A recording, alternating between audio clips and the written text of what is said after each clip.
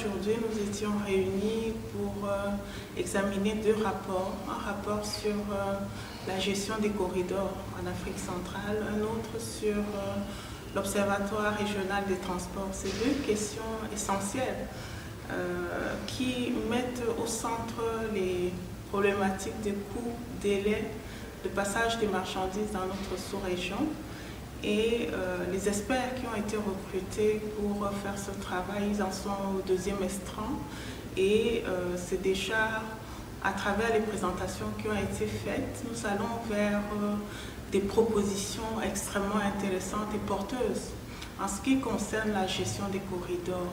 On a des exemples de bonnes pratiques, notamment sur le corridor nord, sur les corridors d'Afrique de l'Est, où il y a des initiatives intéressantes de PPP, où les propriétaires des marchandises se mettent avec les pouvoirs publics pour rationaliser les mécanismes de passage des marchandises avec des suivis extrêmement rigoureux. Et donc, c'est la proposition qui a été faite par les consultants en ce qui concerne l'Afrique centrale au niveau de 3 corridors pilotes.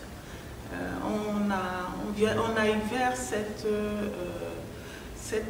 forme institutionnelle de partenariat public-privé pour rationaliser le fonctionnement de ces corridors avec un cadre institutionnel au niveau régional qui encadre ça et des formes de partenariat public-privé pour chaque corridor.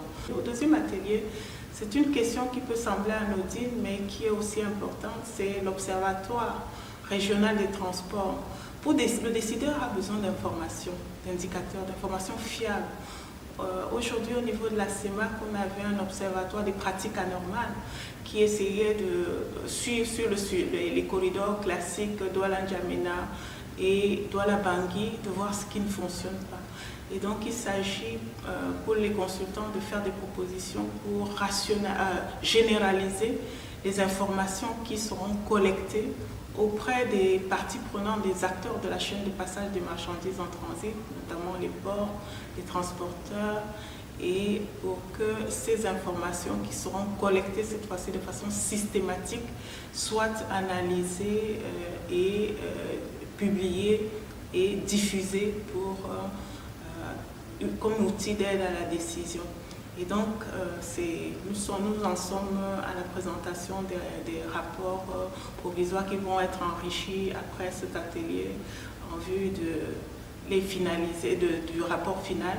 Et ce qui est intéressant, c'est que l'ensemble des travaux qui ont été présentés, les deux en tout cas, ont une feuille de route avec des actions spécifiques pour la mise en œuvre effective des propositions qui sont faites dans ces rapports. Et donc, il s'agit pour la commission de la CEMAC et puis la COAC d'accompagner les gouvernements dans la mise en œuvre, dans l'appropriation déjà des résultats de cette étude et pour la mise en œuvre au niveau des pays des recommandations qui ont été présentées ici par les consultants.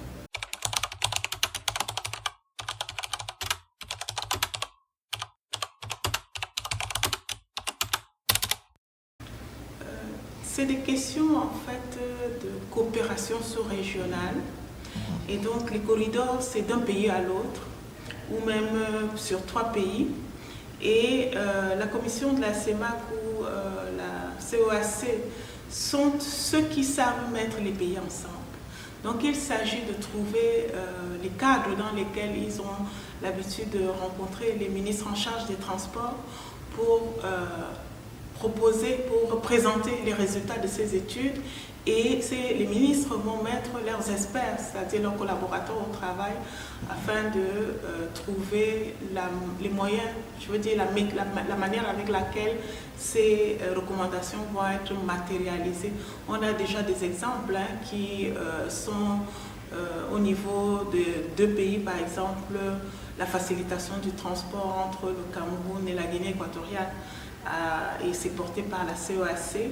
La COAC a réalisé une étude sur, par exemple, le pont sur le Dème et les gouvernements se sont mis ensemble, le gouvernement du Cameroun et le gouvernement de la Guinée équatoriale, pour trouver les instances pour le suivi de l'étude, pour trouver les financements pour réaliser les travaux, et les travaux vont démarrer incessamment. Donc, voilà.